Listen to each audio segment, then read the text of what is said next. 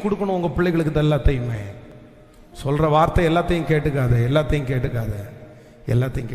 ஆமேன்னு சொல்லுங்கள். So number 3, மூன்றாவதாக ஒரு ஜெப குறிப்புக்காக நம்ம ஜெபிக்க போறோம். என்ன ஜெபிக்க போறோம் அப்படின்னு சொன்னா, நம்முடைய பிள்ளைகளுக்கு மூன்றாவது தேவையான ஒன்று என்ன அப்படின்னா ஃபெய்த், விசுவாசம். நம்ம எதுக்காக ஜெபம் பண்ணணும்? நானோ ஆண்டவர் பேதுருவுக்காக கர்த்தர் ஜெபம் பண்ணும்போது எதுக்கு ஜெபம் பண்றாரு சொல்லுங்க, சத்தமா ஜெபம் பண்ணுங்க. எதுக்கு ஜெபம் பண்றாரு? அவனுடைய பணம் காப்பாற்றப்படணுன்றதுக்காக அல்ல.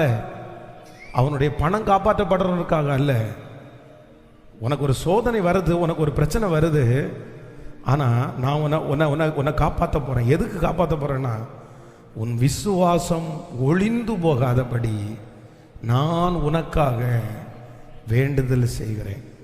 இப்போ இந்த யூடியூப் எல்லாம் நிறைய வந்துருச்சு பாருங்க, இந்த மீடியா நிறைய வந்துச்சு பாருங்க. இந்த மீடியாவில் இன்னைக்கு யார் வேணாலும் தங்களுடைய கருத்துக்களை வெளியிடலாம் அப்படின்ற ஒன்று கொடுக்கப்பட்டிருக்கு. யார் வேணாலும் அவங்களுடைய கருத்தை சொல்லலாம். அவங்க கருத்து சுதந்திரம் ஒன்று இருக்கு பாருங்களேன். இந்த கருத்து சுதந்திரம்னு ஒன்று இருக்கிறதுனால அவங்க கருத்தை அவங்க சொல்றதுக்கு யாருமே அப்போஸ் பண்ண முடியாது. என் கருத்து நான் சொல்றேன், எனக்கு பிடிச்சதை நான் சொல்றேன், எனக்கு பிடிக்க, அவ்வளவுதான், யாரும் கேட்க முடியாது.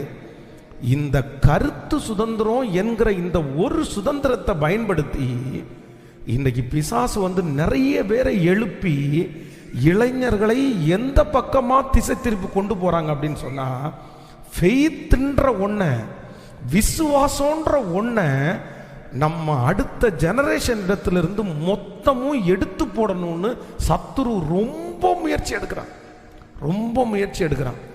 ஃபெய்த்தே இல்லை, இன்னைக்கு விசுவாசமே இல்லை.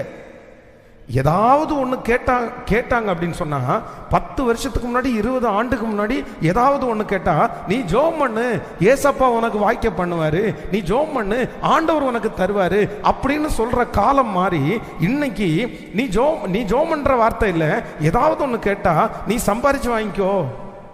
நீங்க அந்த ஃபெய்த்ன்ற வார்த்தை அப்படியே போச்சு பாருங்களேன். விசுவாசத்துல நடத்துறது போச்சு பாருங்க.